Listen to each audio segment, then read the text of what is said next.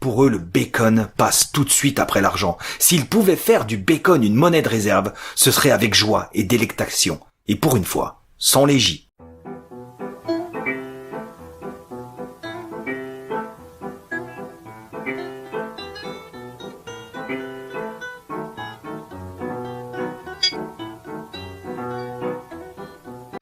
Mesdames, mesdemoiselles, messieurs, bienvenue. Le livre est une arme. 50. 50, alors à chiffre exceptionnel, chronique exceptionnelle, voyageons du côté du Canada français. Avec le livre de Michel Brûlé, Anglais L-A-I-D. Et oui, c'est une véritable diatribe contre le monde anglo-saxon. Alors pourquoi exceptionnel, me direz-vous? Eh bien tout simplement parce que Michel Brûlé était une de mes connaissances, une personne que j'appréciais. Dans cette chronique, donc, pas de au-delà du livre, pour une fois, mais un superflu plus boursouflé pour vous raconter notre rencontre. Nulle question ici de vous saturer par un trop-plein de vie personnelle, seulement vous verrez que le récit en dit long tard. Nous nous rencontrâmes il y a une dizaine d'années de cela à Cuba, en plein milieu de la ville, dans un café typique. Impossible pour lui de me rater lorsque j'entrais dans ce café puisque nous étions les deux seuls occidentaux, on va dire. Personnellement, je n'avais pas croisé de non-cubain depuis des jours. Lui non plus d'ailleurs. Il m'alpaga avec sa gouaille si particulière, m'invita à prendre un café et sentit d'emblée une certaine réticence de ma part. Et là, une parenthèse importante s'impose ici, pour que je vous explique. Chaque année, je me rendais à Cuba, entre 3 et 6 semaines, en été, seul, parfois une semaine aussi en hiver, seul ou avec des amis. Loin des hôtels à touristes, je me trouvais en pleine ville, toujours la même d'ailleurs, où je profitais d'un appartement grâce au contact créé sur place. Et pour ceux qui suivent cette chaîne, vous vous dites quoi? Le livre est une arme, aime aller chez les cocos à Cuba? Eh bien oui. J'allais m'y ressourcer, j'allais fuir le monde occidental que j'exècre tant. En Occident, nous ne pouvons sortir nulle part sans être agressés que ce soit visuellement, par toute l'idéologie ambiante, agressé aussi par les écrans partout, agressé par cette musique américaine, devenue aussi universelle que la musique d'ascenseur, par le rap aussi constamment, par la vision de mes congénères, parfois. Bref, j'y avais mes repères, mes aises, mes habitudes au milieu de la population. Voilà qui expliqua donc ma réticence quand je vis ce Michel Brûlé à l'allure de beauf. Pas envie de briser ma quiétude, très honnêtement. Pourtant, de suite, cela colla entre nous.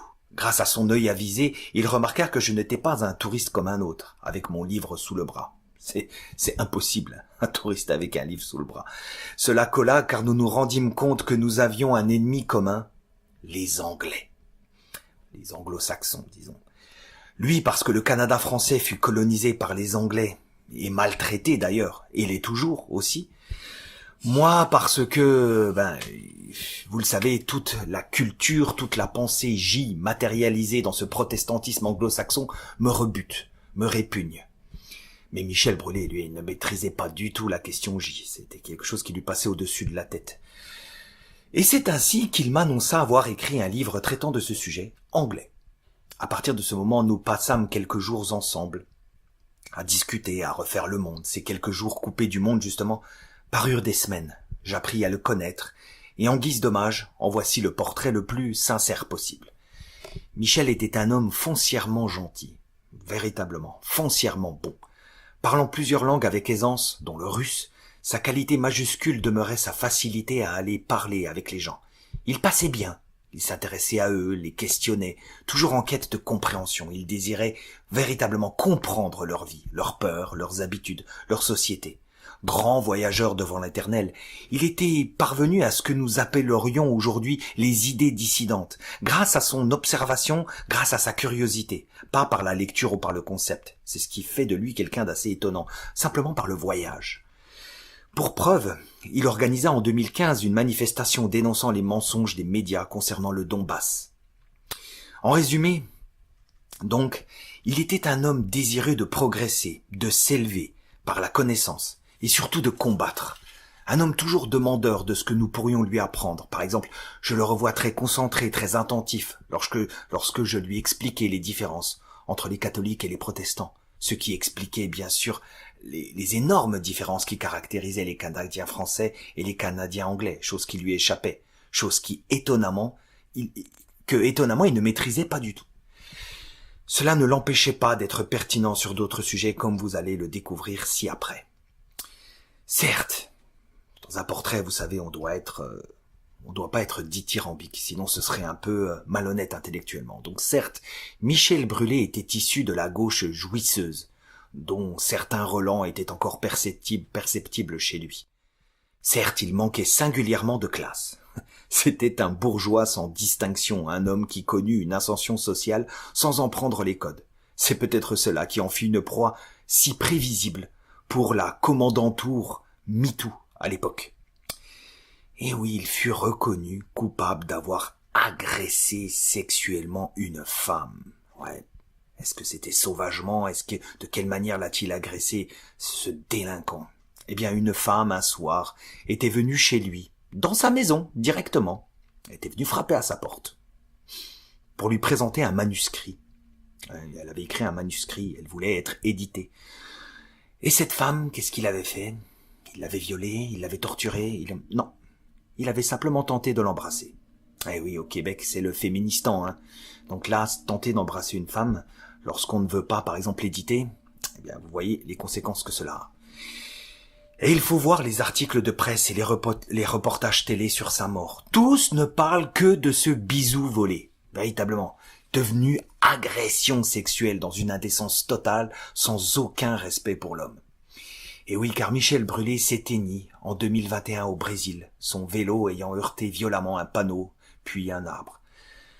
Allez, un petit instant de vie, tiré de son livre, à la page 73, illustre parfaitement qui il était. Je le cite. Un jour, j'ai rencontré une trentaine de jeunes Allemands dans un hôtel de Moscou. J'ai été choqué de voir que ces pauvres incultes n'écoutaient que de la musique anglophone. Oui, mais en Allemagne, on n'a pas de tradition musicale, a lancé l'un d'eux. C'est vrai que Bach, Beethoven, Schubert et Mozart, les deux derniers étant autrichiens, c'est assez minable, non? Que Dieu te garde, Michel. Nous voilà débarrassés du superflu, on va pouvoir aborder l'essentiel. Essentiel, nous voilà, donc. Parlons dans un premier temps de la mentalité anglo-saxonne, celle qui forge tous leurs actes, tous leurs faits, tous leurs méfaits.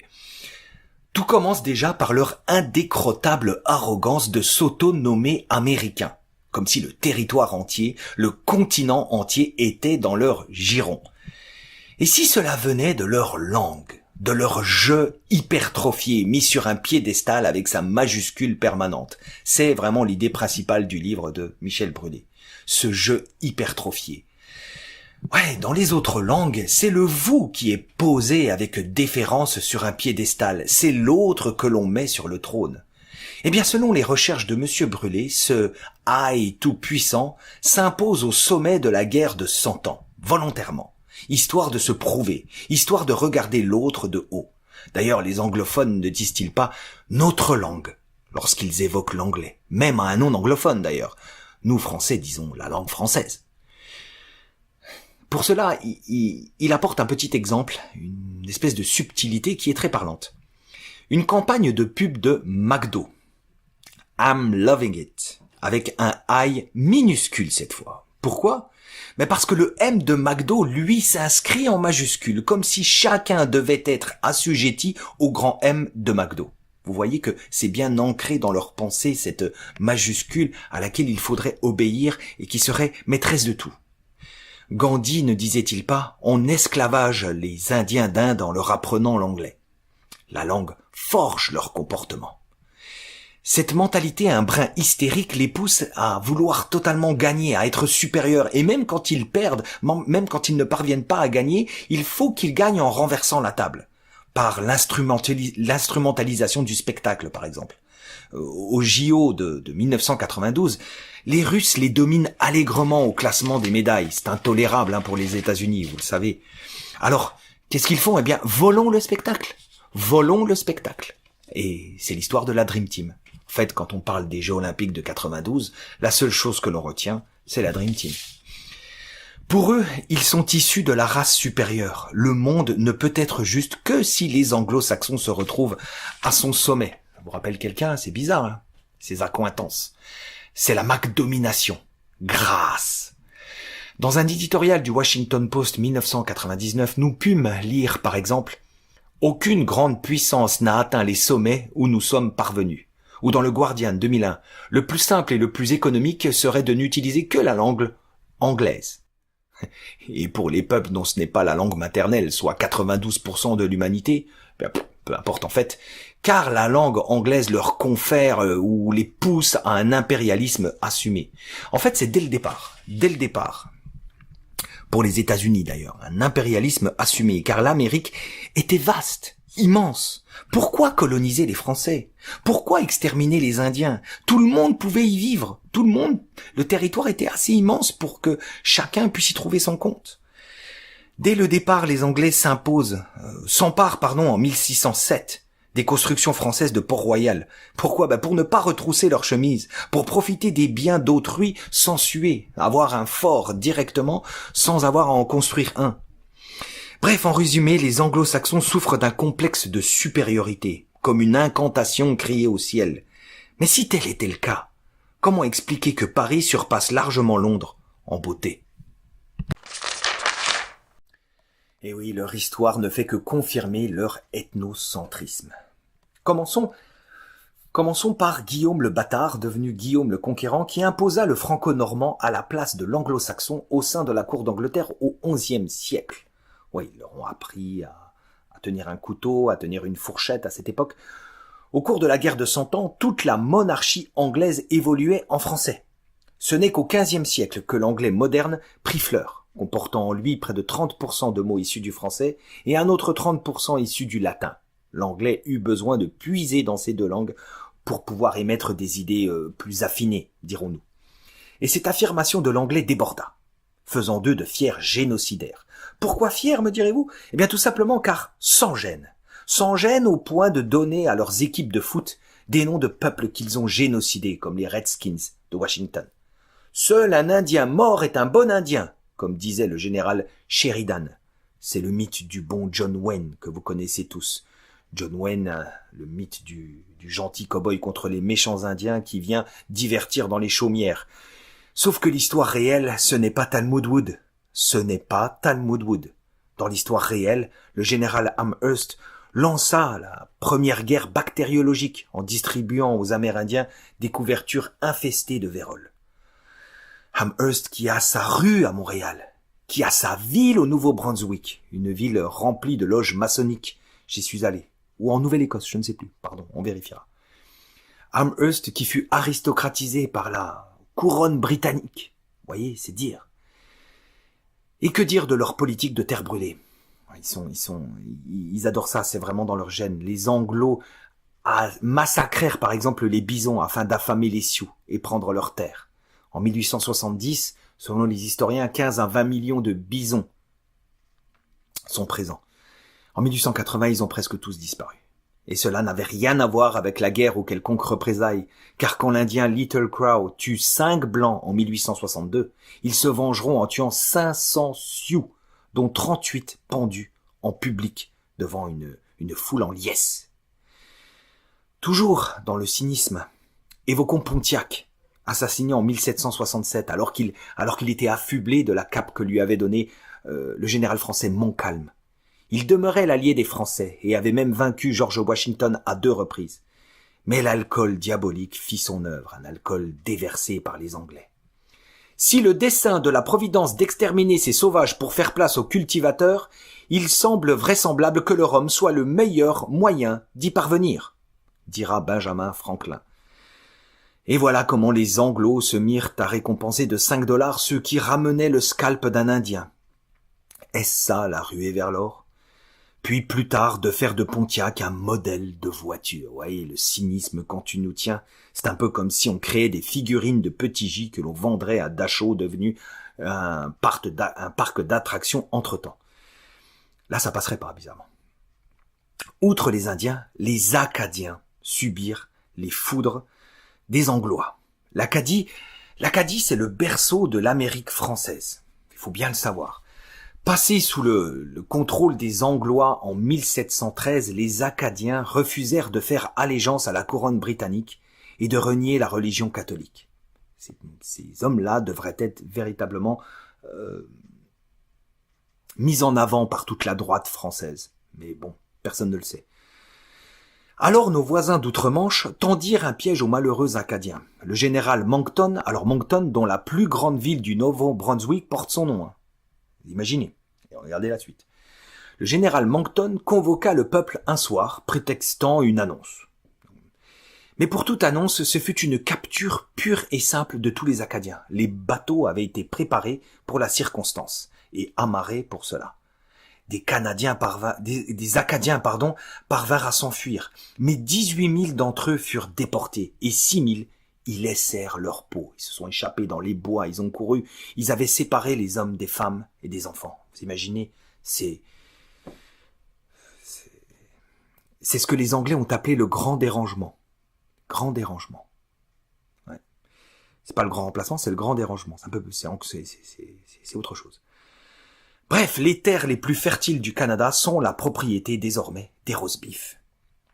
En 1763, au traité de Paris, les Acadiens survivants eurent la possibilité de revenir. Mais évidemment jamais sur leur vraie terre ancestrale. Pour eux, ce sera la Gaspésie actuelle très rocailleuse et l'est du Nouveau-Brunswick, comme des villes comme Shediac par exemple, où on célèbre la fête de l'Acadie tous les 15 août. J'y suis allé, donc vous avez une photo, des photos en arrière-plan. La plus grande ville du Nouveau-Brunswick se nomme donc Moncton. C'est comme si la capitale de la Palestine se nommait Sharon, glisse avec sagacité l'auteur. Allez, résumons brièvement le palmarès des anglo-saxons sous la reine Victoria. Famine contre les Irlandais catholiques. Violence contre le Canada français. Écrasement des Cipayes en Inde. Extermination des aborigènes en Australie. Esclavage des Maoris et camps de concentration ajoutés à la destruction des terres des Boers en Afrique du Sud. Par un certain Kitchener. Kitchener, dont vous l'avez deviné, une ville porte fièrement le nom aujourd'hui encore en Ontario. Avons-nous besoin ici d'évoquer les bombes atomiques? Nous vous renvoyons à notre vidéo HS1 traitant en détail de ce sujet. Ou encore parlons de Dresde. Là encore, allez jeter un œil pour nous Français de ce qu'ils nous ont fait à la vidéo 47. Au niveau contemporain, les États-Unis promeuvent le trafic de drogue un peu partout, en Amérique latine ou en Afghanistan, prolongeant ainsi les politiques anglaises historiques qui eurent lieu en Chine et qui tournaient autour de l'opium. Ah oui, parce que si Hong Kong est anglaise, ou fut anglaise, ou est restée anglo-saxonne, c'était le prix à payer pour la Chine pour faire cesser ce trafic d'opium dans son pays, organisé par l'Angleterre. Au niveau contemporain, nous avons affaire aussi à l'hypocrisie anglo-saxonne de l'attaque sous faux drapeau, c'est leur spécialité. Le Maine, lors de la guerre contre l'Espagne, ou Pearl Harbor, vous le savez. Bien sûr, l'entrée en guerre contre le Vietnam et les crimes de guerre qui s'en suivirent. La guerre du Golfe version 1, puis la guerre du Golfe version 2 avec le 11 septembre. Le problème de leur histoire, nous y reviendrons, c'est que les anglo-saxons, ils la connaissent pas. Ils ne la connaissent pas du tout. Tous ces crimes, ces génocides, ces mensonges, tout est orchestré pour qu'ils passent totalement à côté. Pourtant, cela aurait pu les rendre humbles. Eh bien non. Leur histoire, c'est l'hégémonie de la triche. C'est la triche posée en maîtresse absolue. Par exemple, en s'emparant de tous les territoires nomades du monde entier, selon leur droit inique, que celui qui cultivait la terre en permettait la propriété. C'est du John Locke dans le texte. Et que dire du domaine financier où le cynisme, l'immoralité gît et anglo-saxonne détériore allègrement notre monde. En clair, les Anglais imposèrent leur vision darwiniste au reste du monde et toutes les idéologies qui en découlèrent, puis l'imposition plus récente de la langue anglaise fait office de néo-darwinisme. Pensez-y, l'Union européenne ne jure que par l'anglais, alors que l'Angleterre ne s'y trouve plus, et que ses pays membres majeurs demeurent l'Allemagne, la France, l'Italie, voire l'Espagne. Et oui, parce que cette langue abrutie, comme nous allons le voir, jetons un œil à la culture anglo-saxonne, dont nous avions déjà touché un mot lors de notre vidéo 48, l'Amérique J.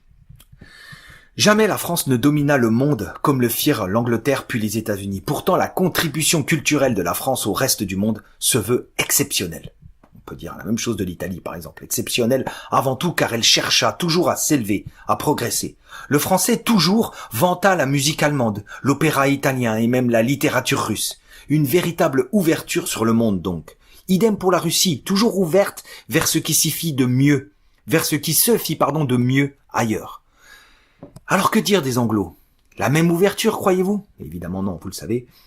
Toujours dans la même veine que le Haï tout puissant, les Anglos ne lisent que leurs livres, n'écoutent que leur musique, ne regardent que leurs films. D'ailleurs, ils ne produisent que 5% des films dans le monde, mais perçoivent 50% des recettes dans le monde.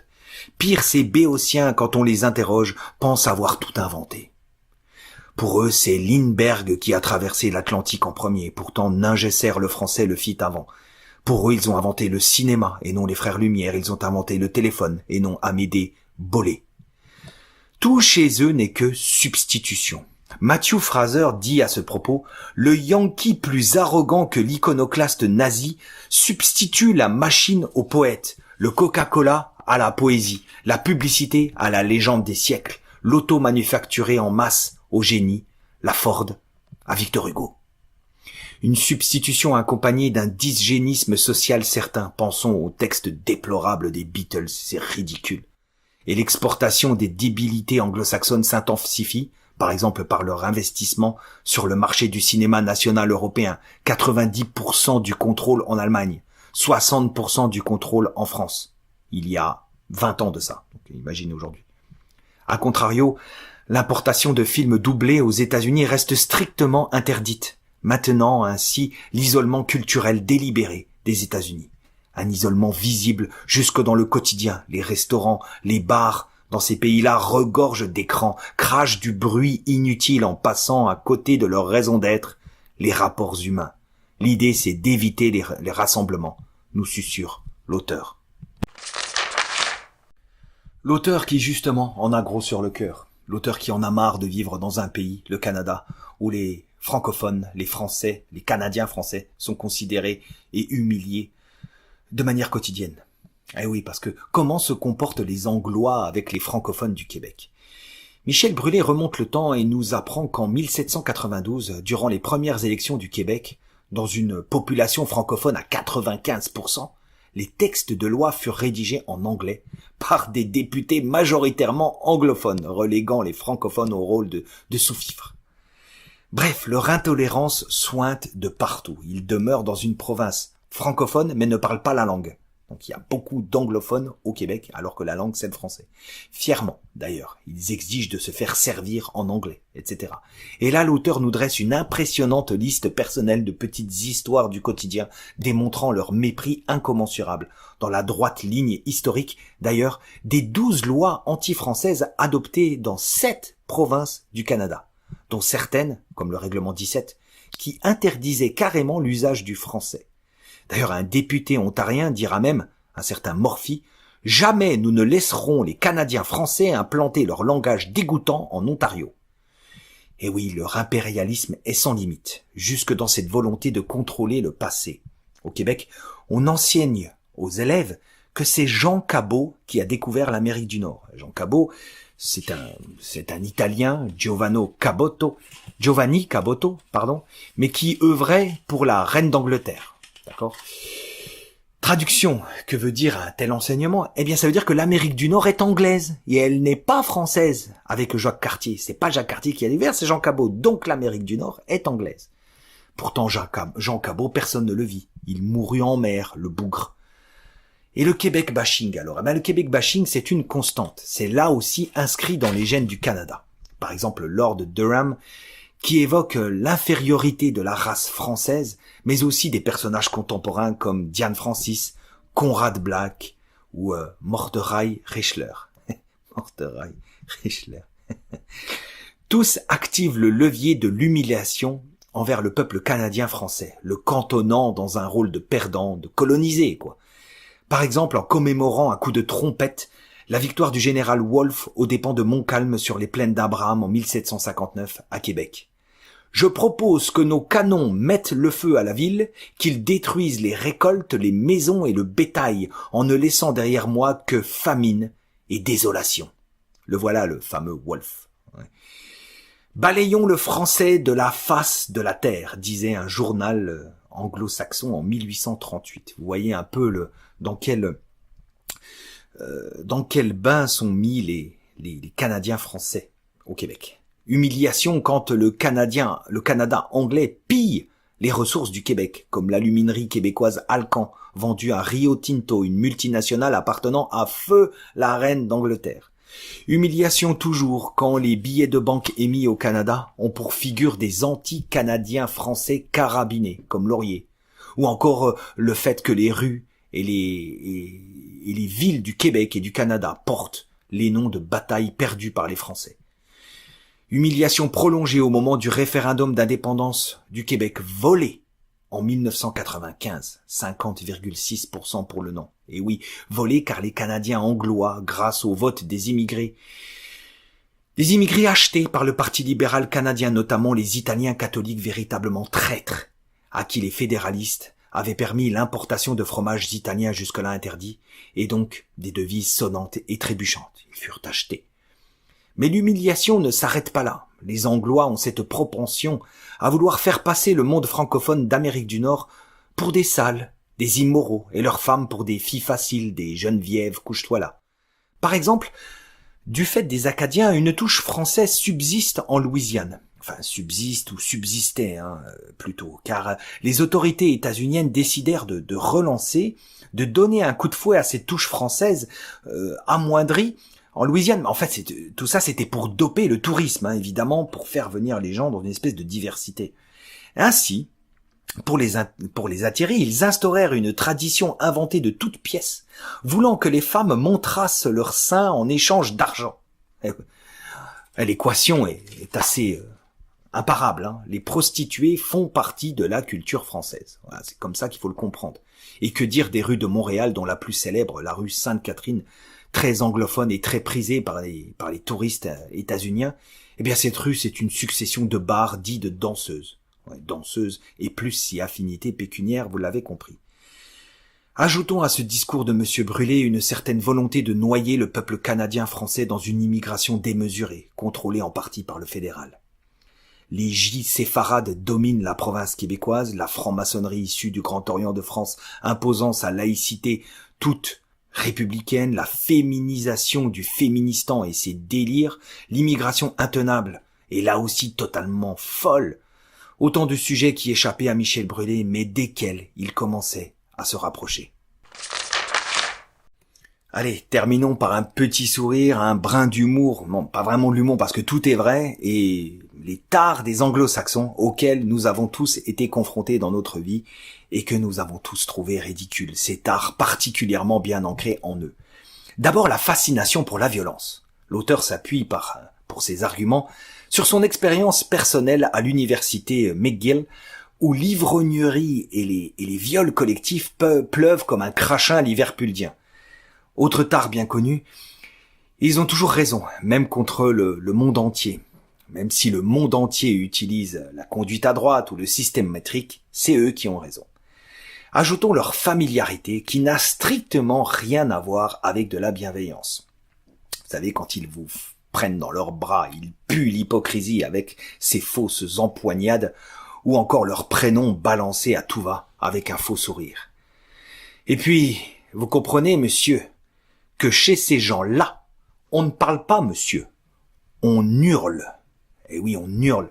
De plus, il manque de classe. Le buffet à volonté, c'est typiquement anglo-saxon. Regardez-les se précipiter et revenir avec un amoncellement de toast et de bacon dans leurs assiettes, mélangeant sucre et salé. C'est répugnant. Ces gens sont répugnants. C'est un excès sans raffinement. Voilà comment les résumer. Eux et les J d'ailleurs, on est vraiment dans la même veine. Ensuite, vous me voyez venir, les États-Uniens sont surtout de purs incultes. 50% d'entre eux ne peuvent même pas situer leur ville sur une carte vierge des États-Unis. Et oui, car pour les Anglos, le français serait une langue difficile, donc elle est à dénigrer.